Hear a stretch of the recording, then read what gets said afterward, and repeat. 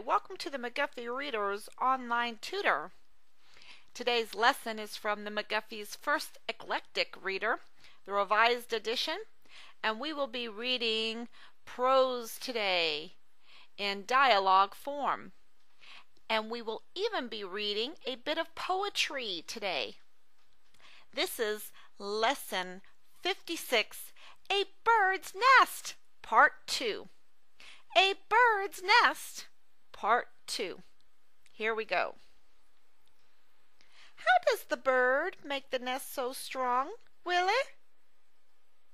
The mother bird has her bill and her claws to work with, but she would not know how to make the nest if God did not teach her. Do you see what it is made of?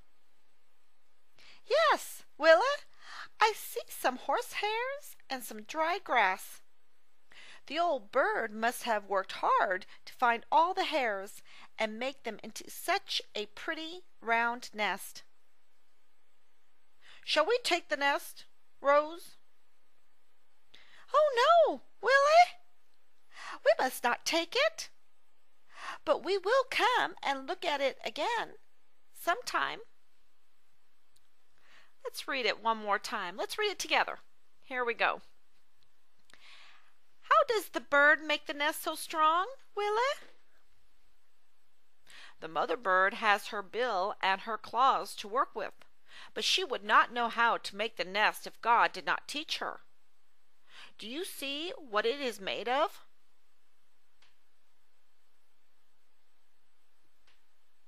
Yes, Willie, I see some horsehairs and some dry grass. The old bird must have worked hard to find all the hairs and make them into such a pretty round nest. Shall we take the nest, Rose? Oh no, Willie, we must not take it, but we will come and look at it again sometime. Let's look at the vocabulary words for today. We only have one syllable words today. Here we go. We have strong, round, dry, bill, worked, sends, claws, flit, God, spring. Let's clap through those one-syllable words today. Here we go. Strong, round, dry, bill, worked, sends, claws, flit, God, spring. And we only have one long vocal sound also. And remember that long vocals are vowels. And if you take a look at the chart, the fifth A down is all, A as in all. And that's our vocal sound today, the aw sound in claws, claws. And then we have some short vocal sounds today, which are also vowel sounds. We have the short E sound, in sends, sends. And then we have some short I sounds, the sound in bill. We also have the sound in flit, flit. And we have one more sound, and that's in spring, spring. And we have a short O sound in strong, the aw sound in God, short O sound. And we have one diphthong today, the OU as in out, the OU as in out in the word round, the ow sound in round. Then we have some substitutes today, and that's when a letter takes the sound of another letter. When a letter takes the sound of another letter.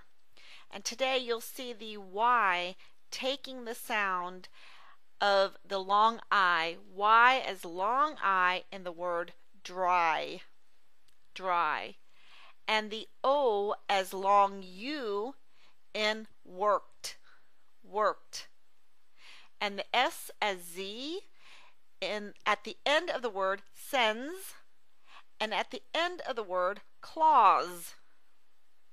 And at the beginning of clause, we have the C as K, clause. And then we have the aspirates, which release a breath or a puff of air when we pronounce them, and they are consonant sounds, the S and the T in strong, the K in worked, the S at the beginning of sends, and the C is K in clause,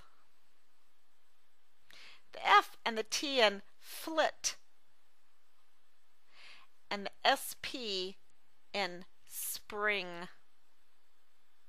And then we have consonant sounds that do not release a puff of breath when we pronounce them.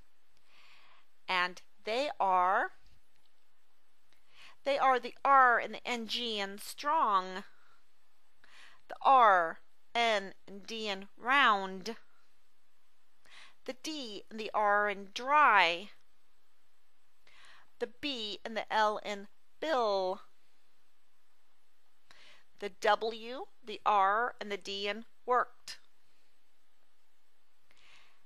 the N, the D, and the SZ at the end of sends, the L, the W, and the SZ in clause, the L in flit,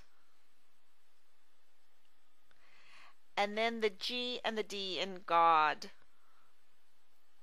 God. One more. We have the R and the NG in spring.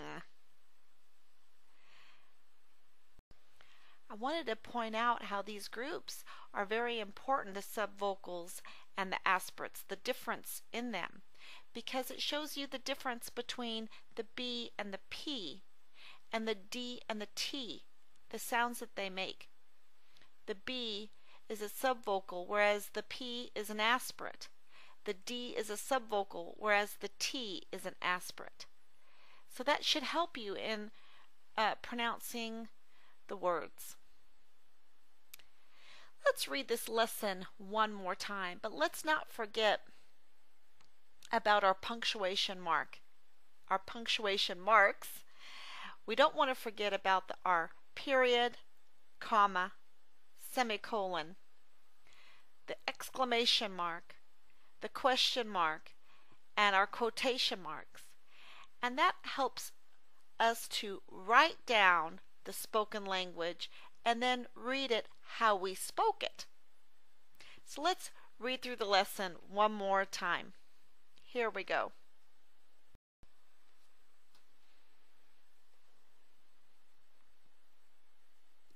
How does the bird make the nest so strong, Willie?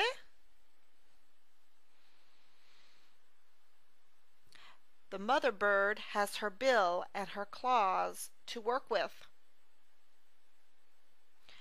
But she would not know how to make the nest if God did not teach her. Do you see what it is made of? Yes, Willie, I see some horsehairs and some dry grass. The old bird must have worked hard to find all the hairs and make them into such a pretty round nest. Shall we take the nest, Rose? Oh no, Willie! We must not take it, but we will come and look at it again sometime. Well, we're almost finished with our lesson, but we have a little bit of copy work. Let's read through it. God made the little birds to sing, and flit from tree to tree. 'Tis He who sends them in the spring to sing for you and me. Now that is what we call poetry. Poetry is meted. It has a meter to it, which means a measurement. Did you know that the first and the third verses have 8 syllables, whereas the second and the fourth have 6 syllables? Also, the first and the third lines, the last words rhyme, sing and spring.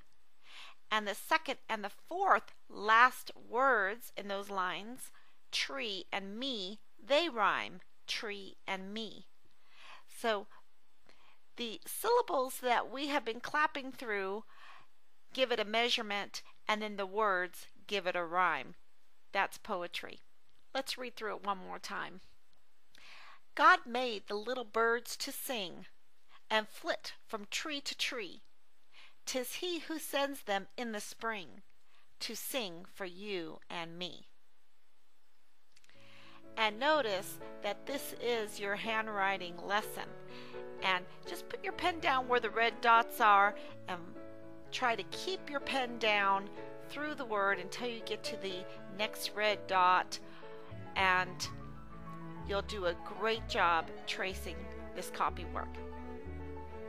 Well, that's our lesson for today, and I hope that you go to the McGuffeyreaders.blogspot.com for more lessons and worksheets.